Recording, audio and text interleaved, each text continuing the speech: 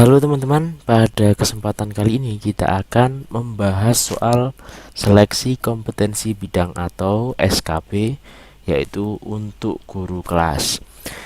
Materi seperti ini bisa digunakan selain untuk tes CPNS, P3K juga terkadang sering keluar dalam soal UKG.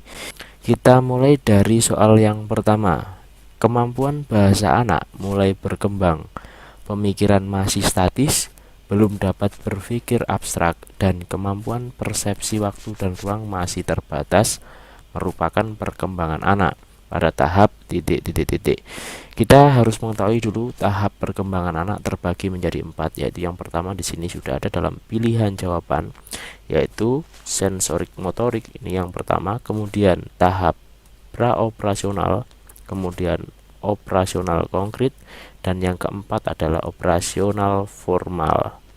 Untuk tahap sensor motorik ini terjadi pada usia 0 hingga 2 tahun. Di sini seorang anak yang baru lahir akan memiliki refleks dan mengeksplorasi dunianya. Kemudian pada tahapan praoperasional ini terjadi pada usia 2 hingga 7 tahun. Untuk yang ketiga, operasional konkret, ini anak mulai mengenal benda-benda nyata. Yang dilihatnya ini usia 7 hingga 11 tahun. Dan yang terakhir, untuk tahap operasional formal, untuk mengenal tentang teori-teori dan lain sebagainya, ini dimulai dari usia 11 tahun. Maka dari soal, kata kuncinya di sini adalah bahasa anak mulai berkembang. Jadi ketika ada perkembangan dalam bahasa anak ini dimulai pada tahap yang kedua ini, yaitu tahap praoperasional. Seorang anak dengan kemampuan menggunakan kata secara efektif, baik lisan seperti pendongeng, orator, penerjemah dan sebagainya, maupun tertulis atau tulisan seperti sastrawan, penulis skenario drama, film, dan seterusnya, menurut Howard Gardner. Nah, ini termasuk mempunyai kecerdasan titik. Dari pilihan jawaban ada kecerdasan bahasa atau linguistik, kemudian kecerdasan logika matematika atau logic mathematical, kecerdasan ruang, dan kecerdasan gerak tubuh. Kita ambil kata kunci di sini, yaitu kata secara efektif, baik lisan maupun tertulis. Berarti di sini hubungannya dengan bahasa. Maka pilihan jawaban yang tepat di sini adalah kecerdasan bahasa atau linguistik. Sedangkan untuk kecerdasan logika matematika ini hubungannya dengan bilangan, kemudian kecerdasan ruang ini dengan visual berupa bentuk, kemudian kecerdasan gerak tubuh ini dengan gerakan seperti penari dan sebagainya. Untuk mengetahui kemampuan awal peserta didik, seorang pendidik dapat melakukan dari pilihan jawaban: A. Pengayaan materi pelajaran, B. Refleksi, C. Latar belakang peserta didik, D. Tes awal atau pre-tes. Nah, untuk mengetahui kemampuan awal, kalau pengayaan ini sesudah materi disampaikan, refleksi ini juga, maka di sini jawaban yang tepat adalah tes awal atau pre-tes. Soal nomor 4, dalam mengidentifikasi kasus kesulitan belajar dapat dilakukan dengan metode criterion reference. Yang bukan merupakan tahap metode criterion reference adalah, kita harus memahami dulu bahwa criterion reference atau yang biasa disebut acuan kriteria, berarti kita harus melakukan dulu semacam penilaian yang kemudian kita mengkriteriakan, jadi sebagai acuan awal untuk mengetahui kesulitan belajar. Dari pilihan jawaban di sini menetapkan angka nilai kualitatif minimal, ini berarti belum melakukan penilaian. Kemudian membandingkan prestasi. Yang ketiga, menganalisis kemampuan peserta didik, dan yang keempat di sini menghimpun siswa yang diduga. Dari pilihan jawaban bahwa penilaian acuan kriteria ini berdasarkan dari analisis kemampuan peserta didik, maka jawaban yang tepat di sini adalah C. Soal nomor 5, dalam kompetensi pedagogik, guru menguasai teori belajar dan prinsip-prinsip pembelajaran yang mendidik. Dalam prinsip pembelajaran yang mendidik, guru harus titik-titik. Dari pilihan jawaban A, B, C, D, ini yang tepat adalah jawaban B, yaitu menerapkan berbagai pendekatan, strategi, metode, teknik pembelajaran yang mendidik secara kreatif dalam mata pelajaran yang diampu. Jadi di sini bukan hanya A, hanya melaksanakan proses pembelajaran, juga bukan hanya strategi pembelajaran ataupun teknik pembelajaran, melainkan di sini menerapkan pendekatan, strategi, metode dan teknik pembelajaran yang mendidik secara kreatif dalam mata pelajaran yang diampu.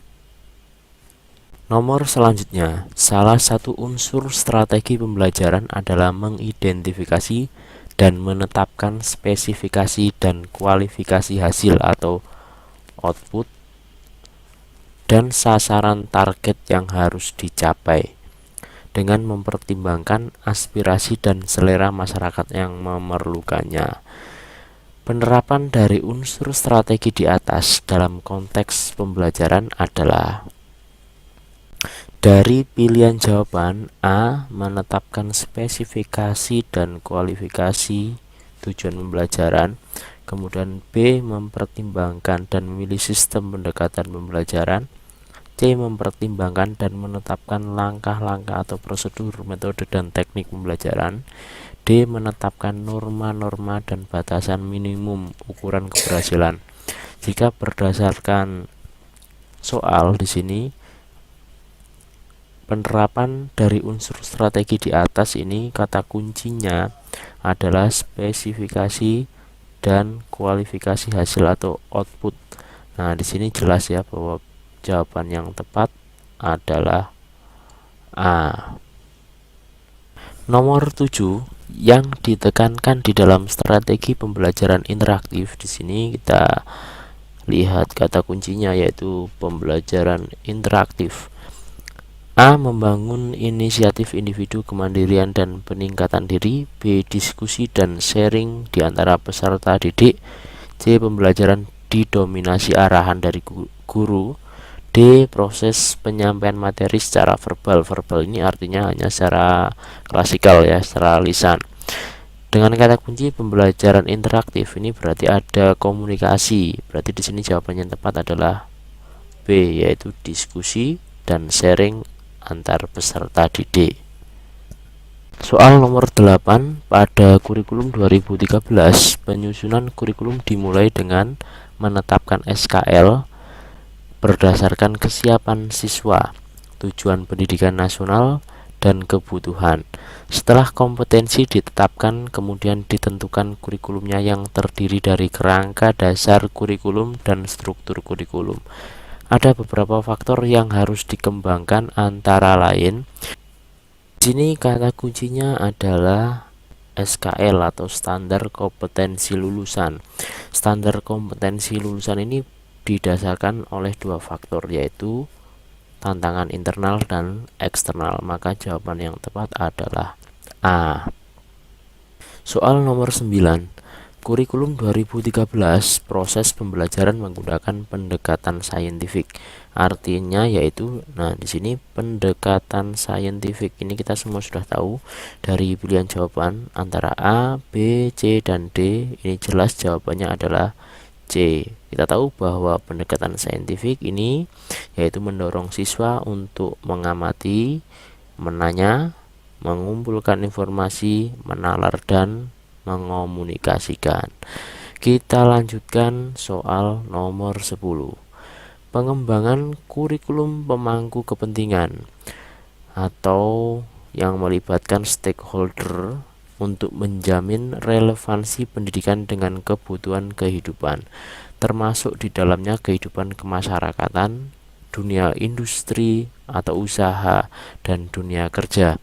Pernyataan tersebut di atas sesuai dengan prinsip pengembangan kurikulum. Ini ada 4 pilihan jawaban A, B, C, dan D. Kata kuncinya di sini adalah menjamin relevansi pendidikan dengan kebutuhan kehidupan. Maka di prinsip pengembangan kurikulum, di sini termasuk prinsip juga, ini prinsip pengembangan. Nah, di sini maka yang sesuai dengan soal adalah B, yaitu relevan dengan kebutuhan kehidupan. Kurikulum dikembangkan berdasarkan prinsip bahwa peserta didik memiliki posisi sentral untuk mengembangkan kompetensinya agar menjadi manusia yang beriman dan bertakwa kepada Tuhan Yang Maha Esa, berakhlak mulia, sehat, berilmu, cakap, kreatif, mandiri, dan menjadi warga negara yang demokratis serta bertanggung jawab.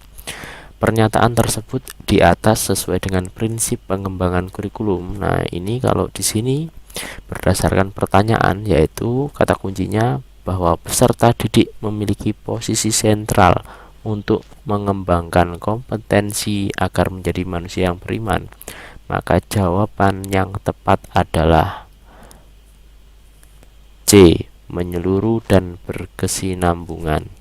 Nomor 12, upaya guru dalam memberikan kesempatan kepada siswa untuk merefleksikan pengalaman belajar yang telah dialami. Yang paling optimal adalah dengan cara, di sini ada kata refleksi, kemudian pengalaman belajar yang telah dialami. Artinya kegiatan dilaksanakan setelah pembelajaran atau sebelum kegiatan belajar ditutup. Nah, di sini A ini memberikan tes, kemudian B menggunakan pertanyaan terarah, yang C wawancarai tiap siswa, yang D menugaskan siswa untuk menuliskan kesulitan belajar. Dari pertanyaan, yang paling optimal sebagai refleksi adalah jawabannya yaitu B, guru menggunakan pertanyaan terarah maupun pertanyaan yang bersifat penelusuran tentang pembelajaran yang telah berlangsung. Soal berikutnya, upaya merancang pengayaan bagi peserta didik yang mencapai ketuntasan belajar optimal tampak dalam kegiatan guru sebagai berikut. Dari pemahaman pengayaan itu merupakan memberikan sumber tambahan yang lebih bervariasi dari materi yang diajarkan. Untuk itu, dari pilihan jawaban, A ini memberikan tahapan materi berupa sumber ajar dari pengarang yang berbeda, B memberikan tes tambahan dengan tingkat kesukaran yang lebih tinggi, kemudian C memberikan tambahan sumber bahan yang lebih mendalam dan tingkat variasi yang tinggi, D memberikan tambahan materi berupa sumber ajar dari penerbit yang berbeda. Untuk A dan D ini hampir mirip, yaitu dengan variasi yang berbeda saja dengan materi yang sama, maka ini bukan merupakan jawaban yang tepat. Kalau ini tes tambahan dengan tingkat kesukaran yang lebih tinggi, ini bukan merupakan pengayaan, karena pengayaan ini adalah memberikan tambahan yang lebih mendalam dan bervariasi dari materi yang telah diajarkan. Untuk itu jawaban yang tepat adalah C. Nomor 14, yang dimaksud dengan penilaian. Nah, apa itu penilaian? Dari pilihan jawaban kita bisa menjawab dengan tepat ya, bahwa penilaian itu merupakan pengumpulan dan pengolahan informasi untuk mencapai atau mengukur pencapaian hasil belajar peserta didik. Di sini jawabannya adalah A. Sedangkan kalau proses yang dilakukan untuk mengambil keputusan berdasarkan evaluasi ini nanti bisa berupa pengayaan atau perbaikan. Nomor 15, bentuk penilaian yang menghendaki peserta didik menampilkan sikap menggunakan pengetahuan yang diperoleh dalam pembelajaran dalam melaksanakan tugas disebut penilaian. Jadi di sini menggunakan pengetahuan yang diperoleh dalam pembelajaran untuk melaksanakan tugas. Nah, di sini maka penilaian yang tepat adalah penilaian autentik atau secara nyata. Sedangkan di sini pretest ini dilakukan sebelum pelaksanaan kegiatan pembelajaran, kemudian ini post test dilaksanakan pada saat atau ketika setelah menerima materi pembelajaran. Kita lanjutkan nomor 16. Pendidik melakukan penilaian kompetensi sikap melalui observasi penilaian diri, penilaian teman sejawat atau peer evaluation oleh peserta didik. Adapun instrumen yang digunakan dalam penilaian tersebut dari jenis penilaian semacam ini yang paling tepat adalah skala penilaian atau rating score. Ini skor ini ya seharusnya. Jadi jawabannya adalah A. Nomor 17, lingkup penilaian hasil belajar mencakup beberapa kompetensi yaitu, jadi ini mencakup beberapa kompetensi yaitu dari pilihan jawaban A ini spiritual dan sikap, untuk B ini kompetensi inti dan kompetensi dasar, C kompetensi sikap spiritual, kompetensi sikap sosial, kompetensi keterampilan, dan kompetensi pengetahuan. Sedangkan D ini hanya kompetensi sikap sosial. Hal semacam ini pasti kita dapatkan ketika mengisi laporan nilai atau rapor. Di sini yang paling tepat adalah C, yaitu nanti ada spiritual, sosial, keterampilan, dan pengetahuan. Kita lanjutkan nomor 18.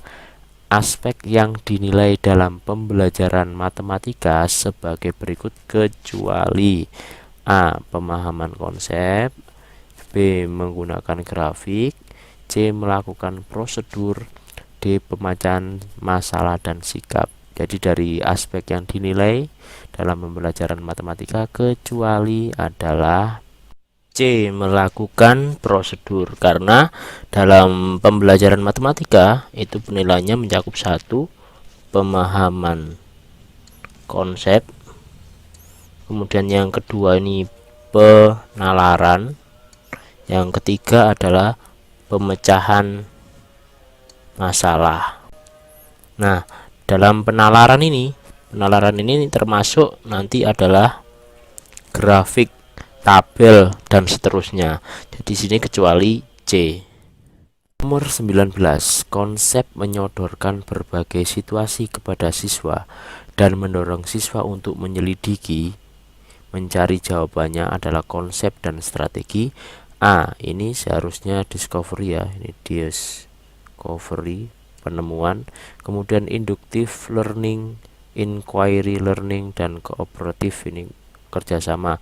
Maka di sini untuk menyelidiki dan mencari jawaban yang tepat adalah inquiry learning.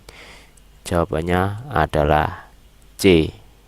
Nomor 20, guru membentuk kelompok-kelompok belajar dan memberikan tugas kepada tiap kelompok.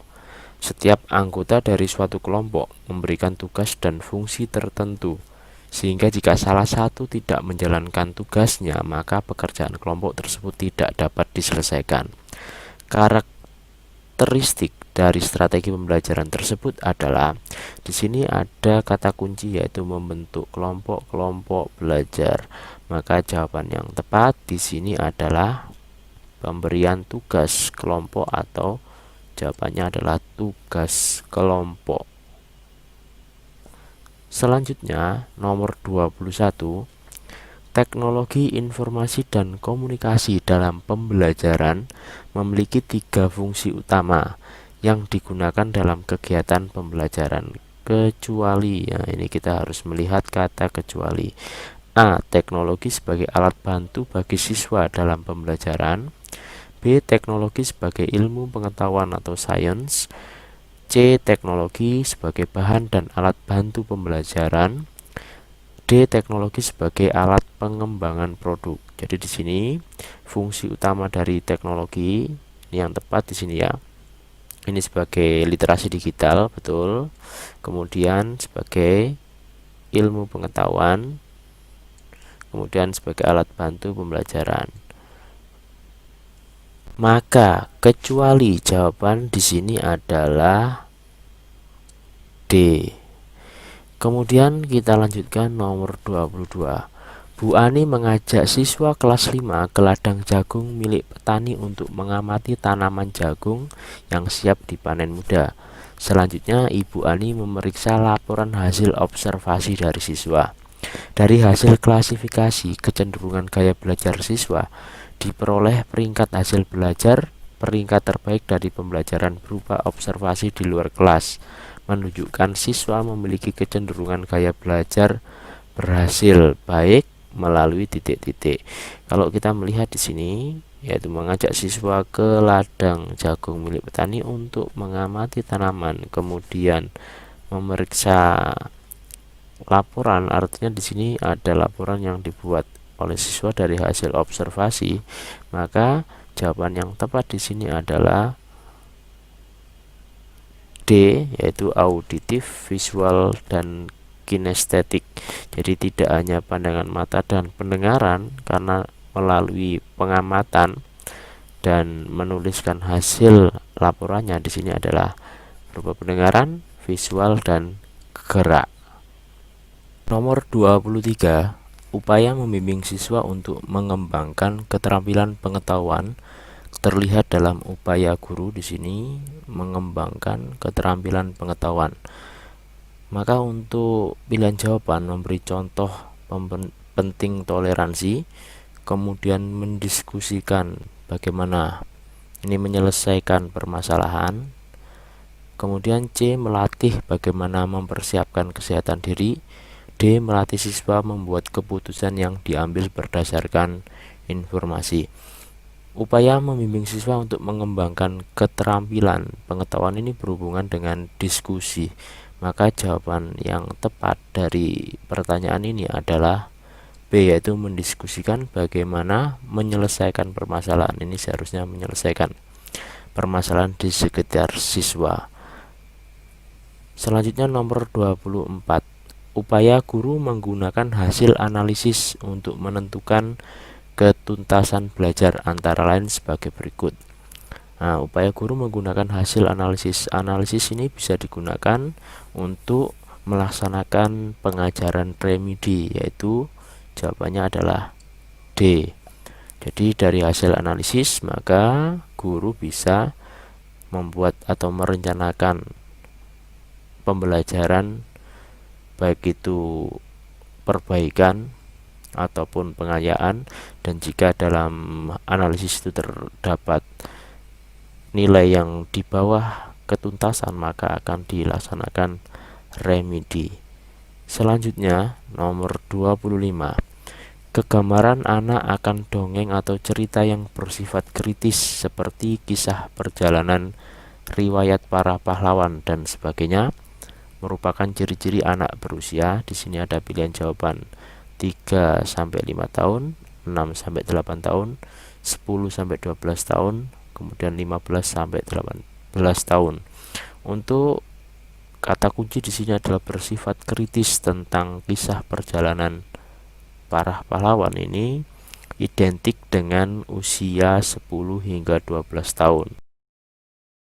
Beberapa siswa memiliki kecenderungan belajar berupa mengerjakan soal atau tugas dengan cepat, tetapi hasilnya masih banyak kesalahan.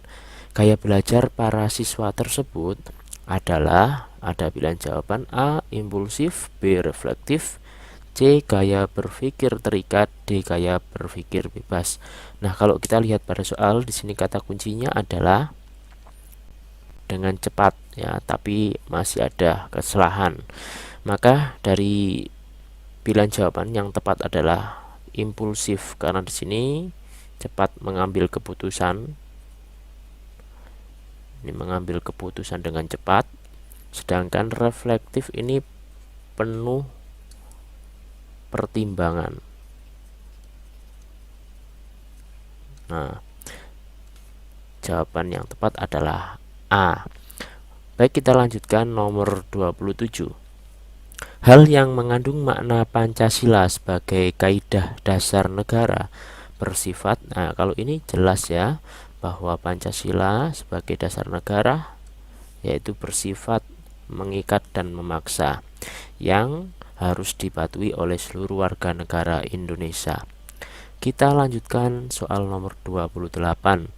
Penilaian yang didasarkan pada data yang mencerminkan kemampuan yang diukur Hal tersebut merupakan prinsip penilaian yang kalau kita lihat di sini ada pada data, maka ini merupakan prinsip penilaian yang valid.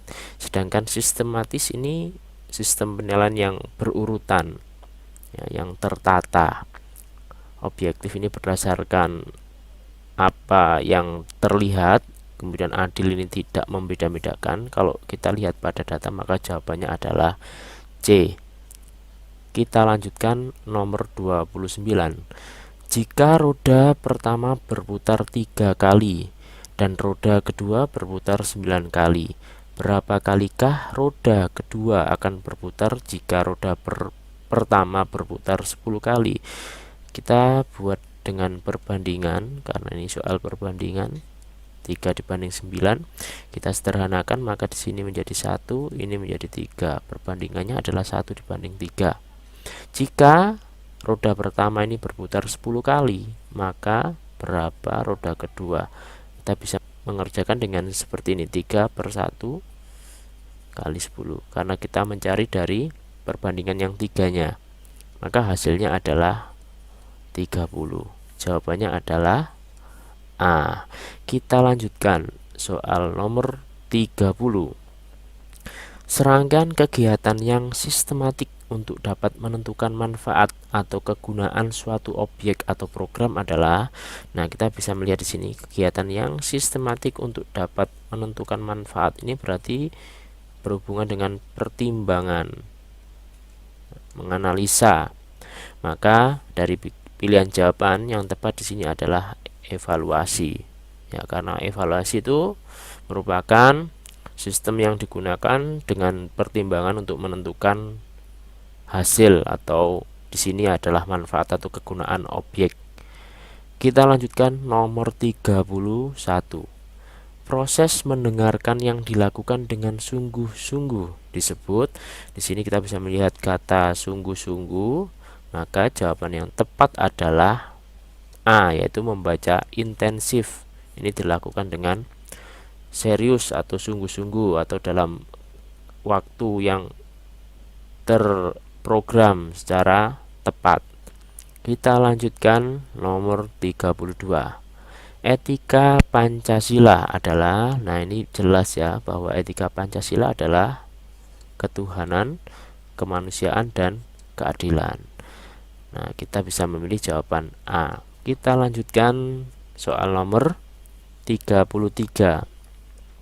Dalam kaitannya dengan upaya untuk memotivasi belajar siswa, di sini memotivasi belajar siswa dan agar proses pembelajaran berlangsung efektif, maka guru perlu mengacu pada, dari pilihan jawaban ada metode, pendekatan, strategi, dan gaya untuk meningkatkan motivasi belajar dan proses pembelajaran yang efektif. Kita atau guru perlu menerapkan strategi pembelajaran.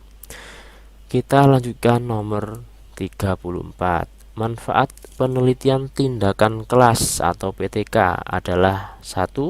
Meningkatkan proses belajar mengajar. 2. Menggunakan rancangan yang bersifat siklus, di mana setiap siklus memperhatikan perubahan langkah demi langkah. Dan 3. Mencakup proses refleksi dan partisipatif. Kecuali di sini A ada meningkatkan proses belajar mengajar, B menggunakan rancangan yang bersifat siklus, kemudian mencakup proses refleksi, yang terakhir D menggunakan metodologi terbaru. Dari pilihan jawaban, maka kita bisa melihat ya bahwa di sini meningkatkan proses belajar mengajar ini tepat, karena PTK ini untuk menyelesaikan masalah pembelajaran, yaitu yang tujuannya adalah meningkatkan proses belajar mengajar. Kemudian dalam PTK juga dilakukan dalam beberapa siklus, nanti bisa dilakukan siklus 1, siklus 2, dan seterusnya sampai menunjukkan hasil.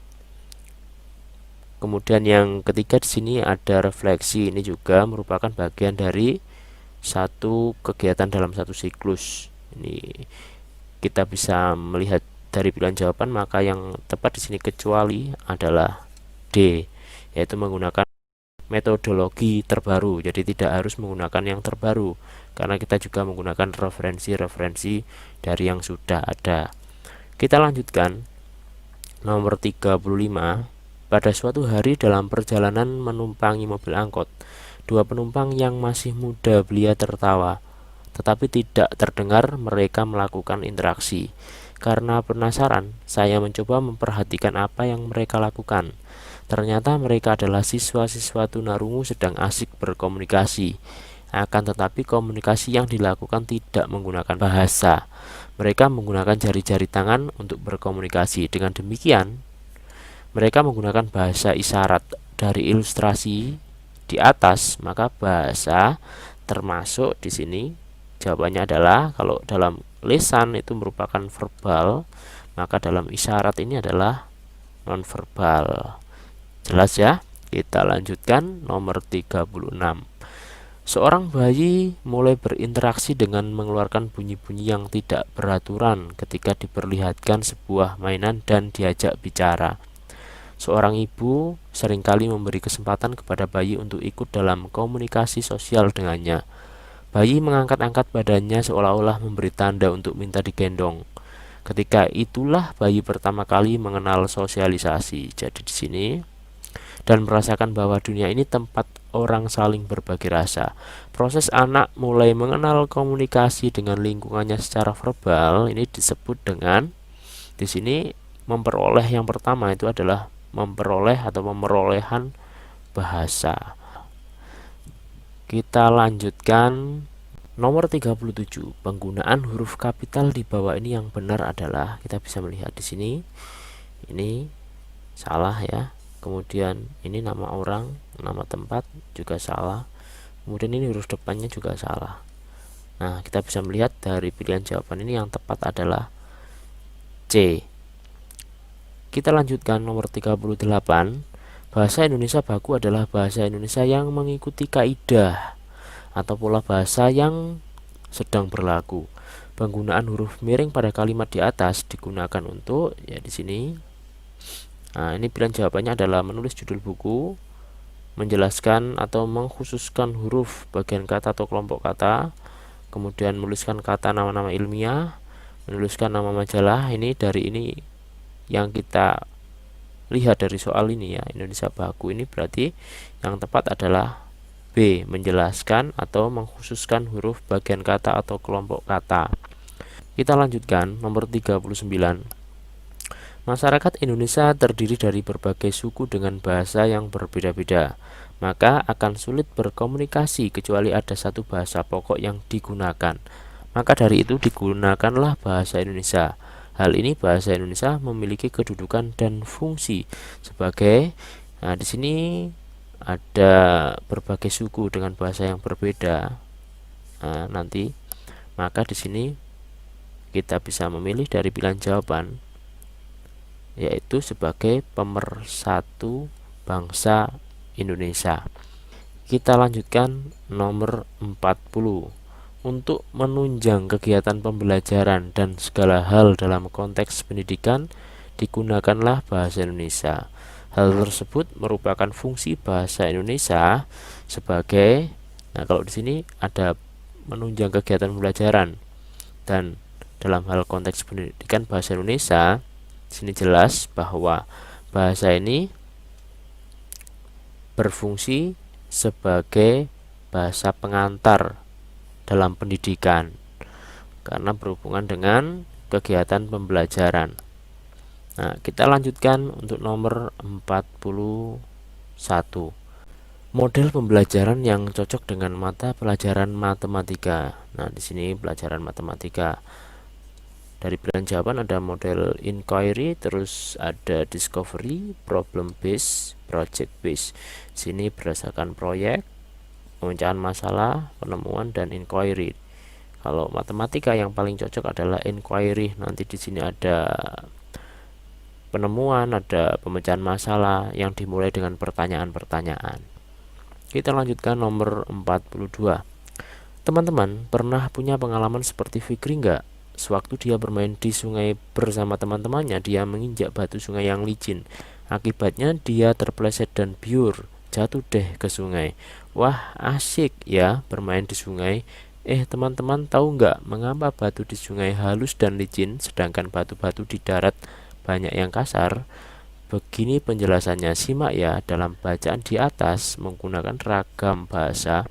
Nah, dari bacaan pada soal kita bisa melihat ya bahwa bahasa yang digunakan ini merupakan bahasa yang tidak baku atau bahasa yang tidak sesuai dengan ejaan bahasa Indonesia yang benar. Maka di sini jawabannya adalah C, yaitu tidak baku. Kita lanjutkan nomor 43. Penggunaan tanda baca yang benar di bawah ini. Nah, kita bisa melihat pilihan jawaban A, kita sekarang memerlukan meja, titik, ini salah. Kemudian B, kita sekarang memerlukan meja, di sini juga salah. Kemudian C, kita sekarang memerlukan meja, kursi, dan lemari. Kita sekarang memerlukan meja, kursi, dan lemari, ini juga salah, maka yang tepat adalah C. Meskipun di sini ada kekurangan, di sini harusnya ada tanda koma. Ya. Kita lanjutkan nomor 44. Menyimak sebagai sebuah keterampilan berbahasa. Karena dari pilihan jawaban A, menyimak sambil melakukan aktivitas lain tidak mampu menanggapi secara tepat. B, menyimak sambil melakukan aktivitas lain mampu menanggapi secara tepat. C, membaca sambil menyimak mampu menangkap pembicaraan secara benar. D, menyimak sambil menyanyi ternyata dapat menanggapi secara tepat. Nah, di sini ada keterampilan berbahasa, maka jawaban yang tepatnya adalah B ya, menyimak sambil melakukan aktivitas lain mampu menanggapi secara tepat. Kita lanjutkan nomor 45. Dalam pembelajaran membaca permulaan ada beberapa metode yang dapat digunakan, kecuali A, metode kupas rangkai suku kata, jadi mengupas tiap suku kata, ini betul. Kemudian metode kata lembaga, ini juga betul. Kemudian yang C, metode SAS, ini juga. Kalau permulaan ini tidak menggunakan metode cerita, berarti yang tidak tepat atau kecuali di sini adalah metode cerita. Karena untuk metode cerita ini digunakan untuk tingkatan lanjutan. Kemudian kita lanjutkan nomor 46. Berikut diberikan studi kasus. Mula-mula diberikan kalimat secara keseluruhan. Kalimat itu diuraikan atas kata-kata yang mendukungnya. Dari kata-kata itu kita ceraikan atas suku-suku katanya dan akhirnya atas huruf-hurufnya. Kemudian huruf-huruf itu kita sintetiskan kembali menjadi suku kata. Suku kata menjadi kata dan kata menjadi kalimat. Berdasarkan studi kasus metode membaca permulaan yang tepat adalah ini dari kalimat diuraikan menjadi kata, kemudian suku kata menjadi huruf, kemudian dikembalikan lagi. Maka di sini metode yang digunakan adalah metode suku kata. Kita lanjutkan nomor 47. Memilih berbagai metode menulis permulaan. 1. Menulis permulaan. 2. Merangkaikan huruf lepas menjadi suku kata. 3. Merangkaikan suku kata menjadi kata. 4. Menyusun kata menjadi kalimat. Tahapan di atas adalah teknik menulis permulaan dengan metode. Di sini jawabannya adalah menulis permulaan merangkaikan huruf lepas. Yang tepat adalah metode SAS. Jadi dari huruf menjadi suku kata, kemudian akhirnya menjadi kalimat. Kita lanjutkan nomor 48. Merancang berbagai kegiatan menulis di kelas tinggi. Berikut adalah kegiatan menulis lanjutan di kelas tinggi kecuali. Di sini ada kata kecuali. Nah, dari pilihan jawaban, maka yang tepat adalah untuk kegiatan menulis di kelas tinggi kecuali ini tentang berbagai topik, ini betul. Pengumuman betul. Memo ini juga. Ini kecuali adalah pantun ya, karena pantun ini termasuk di kelas awal atau kelas 1 2 3. Kita lanjutkan nomor 49. Kegiatan mementaskan lakon atau cerita biasanya guru dan siswa mempersiapkan naskah dan skenario, perilaku dan perlengkapan. Kegiatan tersebut mengekspresikan perasaan dan pikiran siswa dalam bentuk bahasa lisan. Hal tersebut termasuk hakikat berbicara. Jenis kita bisa melihat kegiatan mementaskan. Kalau mementaskan lakon ini jelas bahwa di sini adalah drama. Maka jawaban yang tepat adalah dramatisasi. Kita lanjutkan nomor 50. 1. Warna batunya merah menyala seperti api. Bila terkena sinar matahari akan menyilaukan mata. 2. Ayah memiliki batu akik yang sangat-sangat ia sukai. 3. Batu akik ini sungguh ajaib karena seakan menyala saat lampu mati. 4. Tidak salah jika ayah sangat suka dengan batu akiknya ini. Urutan kalimat-kalimat di atas agar menjadi paragraf yang padu. Nah, kita bisa melihat di sini dalam sebuah paragraf itu biasanya dimulai dengan sebuah subjek ya. Jadi kita bisa melihat di sini ada ayah. Maka kita coba pada kalimat nomor 2, ayah memiliki batu akik yang sangat-sangat ia sukai. Nah, ini sebagai pemula. Maka di sini kita lihat ada dua jawaban yang dimulai dengan 2. Kemudian kita lihat pada kalimat keduanya, di sini ada 1, di sini 3. Ayah memiliki batu akik yang sangat-sangat ia sukai. Warna batunya merah menyala. Di sini ada yang berhubungan dengan kalimat sebelumnya. Maka yang paling tepat di sini adalah C. Ya. Kalau D, nanti kita bisa melihat ada ketidakpaduan dari kalimat 2 ini, kemudian kalimat 3, baru ke 4 dan 1 yang tidak menjadi penutup dalam paragraf. Demikian teman-teman, selamat belajar dan semoga sukses.